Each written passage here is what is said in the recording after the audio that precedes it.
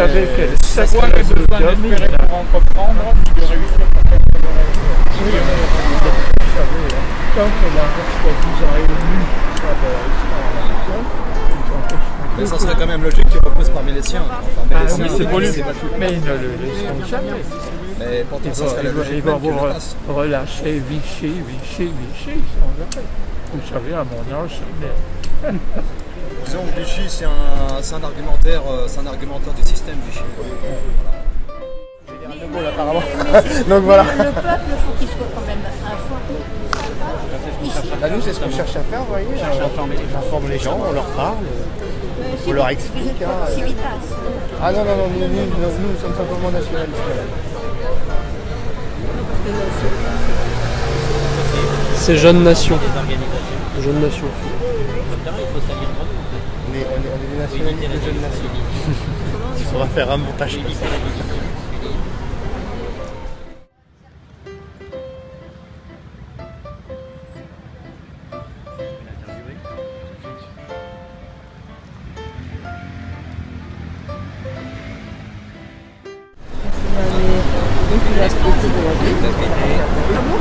Je sais pas, vous allez dire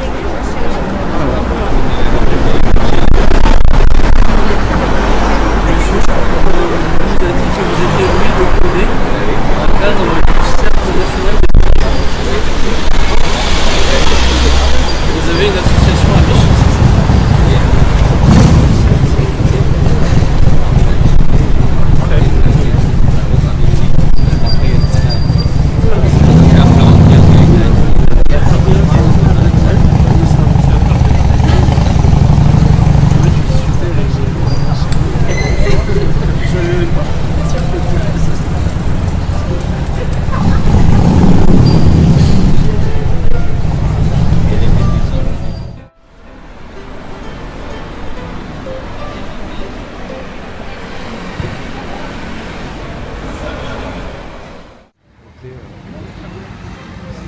D'habitude, t'as pas le camion qui est là-bas.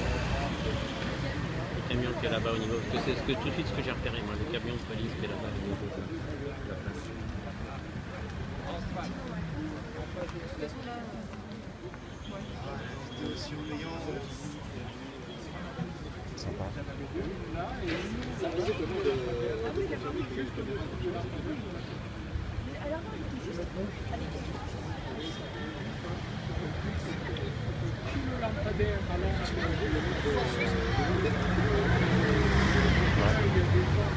C'est des flics de la circulation, ça. C'est-à-dire, j'ai les flics.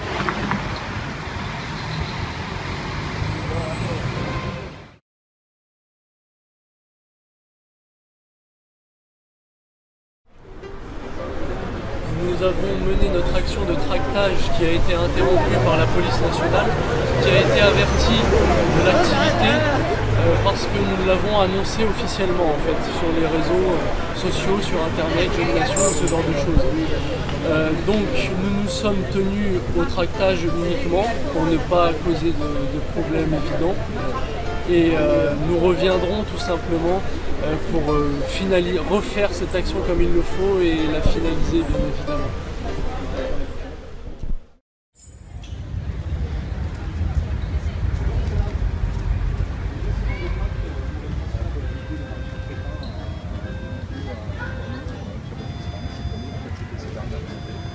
Voilà le tract en question, si quelqu'un parmi vous le veut. Pétition, si vous voulez, c'est pétition derrière si vous voulez d'accord.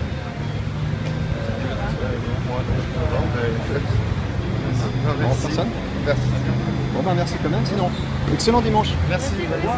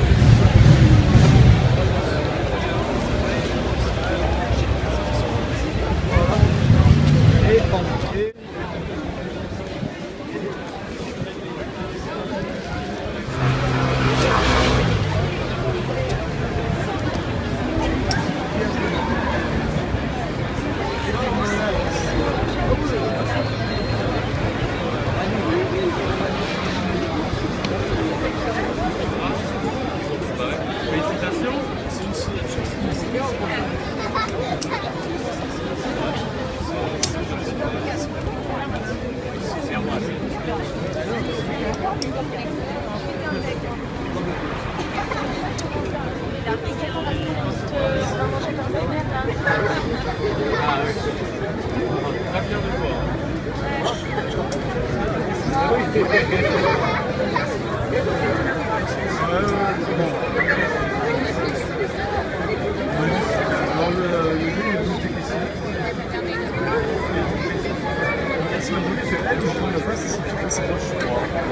lui demander si quelqu'un de très sympathique.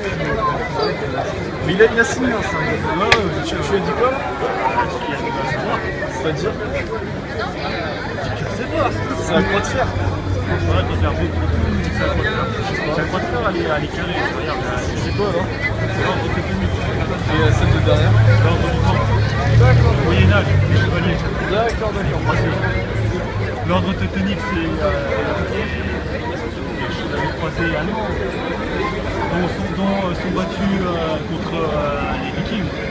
Et l'ordre teutonique, les Templiers, sont battus contre les Sarrasins. Ah ouais, après c'est vrai que c'est une grande ressemblance avec la patriarche. Ouais, c'est vrai, c'est vrai. Mais elle est morte. Celle-là, mais t'as vu, elle est un peu plus longue. Ouais. Là, beaucoup de gens m'ont dit que c'est la bonne. Non, bah, c'est l'ordre teutonique. Mais c'est vrai qu'elle était un peu plus compétitive.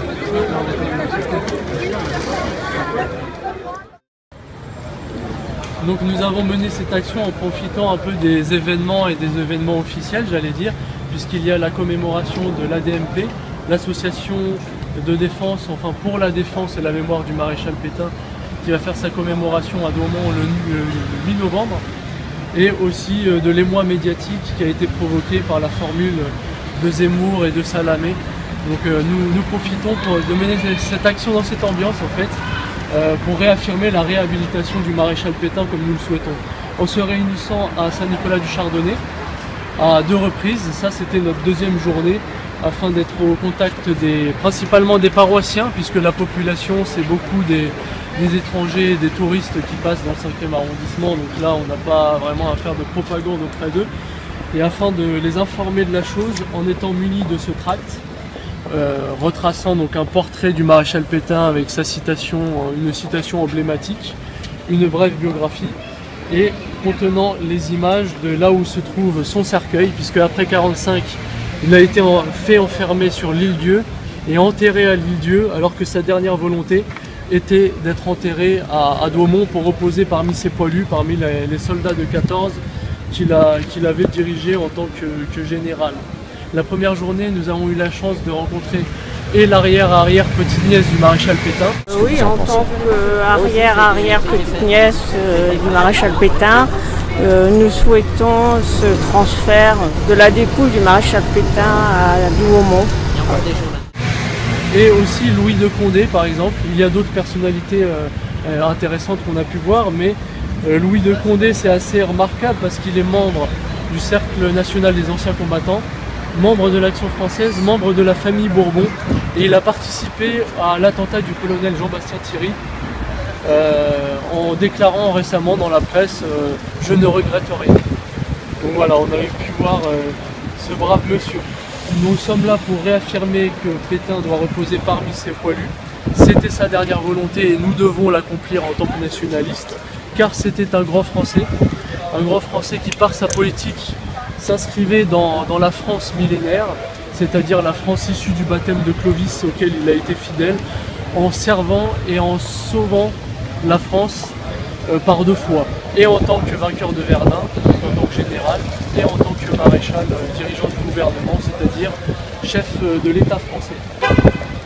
Où il y a une constante dans ces 2 domaines d'ailleurs, c'est qu'il a été très économe au niveau du sang français, qu'il a su conserver, et dirigé dans des conditions difficiles, que ce soit l'armée contre les Allemands en 14 et sous occupation militaire à Vichy. Le transfert de la dépouille, puisque c'est la thématique du jour, a toujours été refusé par leur République, ce qui est une véritable injustice contre cet homme. Et ça a été pas fait malgré un sondage du Figaro en 1980 qui donnait 73% d'avis positifs de la part du peuple français qui était pour le transfert de la dépouille. Donc même leur République démocratique n'en a que faire des arguments démocratiques potentiels, on va dire ça comme ça. Et nous l'avons affiché bien sûr sur le tract. Alors pour finir, je tiens à préciser que l'action s'est faite sans l'aval du curé de paroisse, puisque monsieur l'abbé Beauvais, qui nous était très favorable, a été remplacé par monsieur l'abbé de la Roque, qui est reconnu pour ne pas être un soutien politique. Il est peut-être très bon au niveau religieux, mais ce n'est pas un soutien politique, donc on l'a fait discrètement.